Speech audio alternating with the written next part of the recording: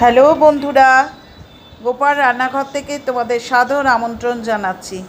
বন্ধুরা, আজকে তেলাপিয়া মাছের একটা আইটেম দেখাচ্ছি। তোমরা তো তেলাপিয়া মাছের নানা রকম আইটেম খেয়েছো, এটা একবার করে দেখো, ট্রাই করে দেখো। খুব সুন্দর খেতে লাগে, ছোটোবেলায় মা করতেন। তো এটা হচ্ছে তেলাপিয়া মাছের মৌরি বাটা ঝোল। তো আমি বাজার থেকে মিডিয়াম সাইজের তেলাপিয়া নিয়ে এসেছি, আর একটি বড় সাইজের ছিল, সেটাকে টুকরো করে নিয়েছি। এবার কি কি লাগছে দেখুন। প্রথমে তেলাপিয়াগুলোকে নুন হলুদ মাখিয়ে নিয়েছি। আর দেখুন মশলার মধ্যে নিয়েছি হচ্ছে একটু মৌরিকে ভিজিয়ে, দুটো কাঁচা লঙ্কা, একটু টমেটো আর দুটো শুকনো লঙ্কা। এবার কড়াইয়ের মধ্যে 3 চামচ বা 4 চামচ সর্ষের তেল দিয়ে তেলটাকে গরম হতে দিচ্ছি। তারপর নুন হলুদ মাখানোর যে তেলাপিয়া মাছগুলো, সেগুলো দুটো দুটো করে কড়াইয়ে দিয়ে আমি ভেজে নিচ্ছি। তবে আমি বারবারই বলি যে মাছ বেশি কড়া করে ভাজলে মাছটা ছিবড়ে হয়ে যায়, তো টেস্ট থাকে না।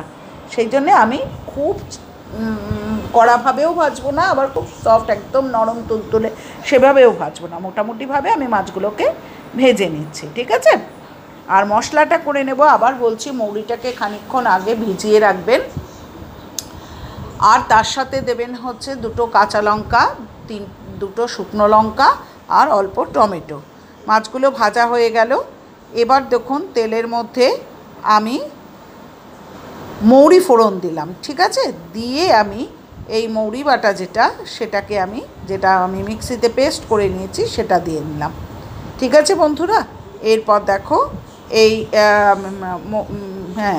মশলার মধ্যে আমি কিন্তু 1 চামচ নুন দিয়ে দিয়েছি, যে যার পরিমাণ মতো দেবেন। 1 চামচ হলুদের গুঁড়ো দিলাম, 1 চামচ কাশ্মীরি লঙ্কার গুঁড়ো দেবো, 1 চামচ জিরের গুঁড়ো দেবো এবং 1 চামচ ধনের গুঁড়ো দেবো।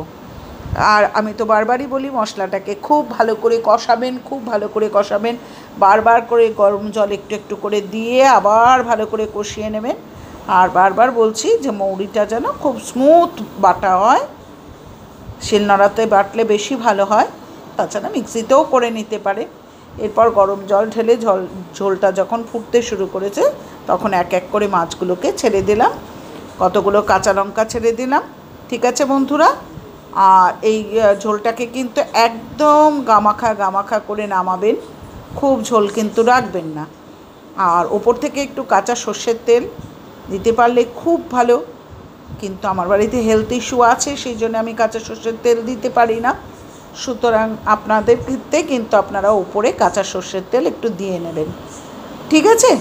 এইভাবে গরম ভাতে মৌরি বাটা তেলাপিয়া মাছের ঝোল খেয়ে দেখবেন, খুব সুস্বাদু খেতে লাগে, ঠিক আছে। তো দেখালাম একটা অভিনব রেসিপি। এবার আসি কাজের কথায়। পুরনো বন্ধুরা যেমন করে সহযোগিতা সমর্থন করছো, সেইভাবে করো, আমি তোমাদের কাছে কৃতজ্ঞ। আর কি বলবো। আর নতুন বন্ধুদের কাছে আমার রিকোয়েস্ট, তোমাদের পাশে যে বেল আইকনটা থাকবে সেটাকে প্রেস করে চ্যানেলটাকে সাবস্ক্রাইব করো, লাইক করো, কমেন্ট করো, শেয়ার করো। কারণ তোমাদের একটা কমেন্ট কিন্তু আমাদের কাছে অত্যন্ত ইম্পর্টেন্ট, কারণ আমরা মোটিভেট হই, পরের দিন আরেকটা ভালো আইটেম করতে ইচ্ছা করে, ঠিক আছে। আজ আসি বন্ধু, পরের দিন দেখা হচ্ছে, আবার কোনো নতুন আইটেম নিয়ে এসে হাজির হব। সাবধানে থেকো, ভালো থেকো, টাটা।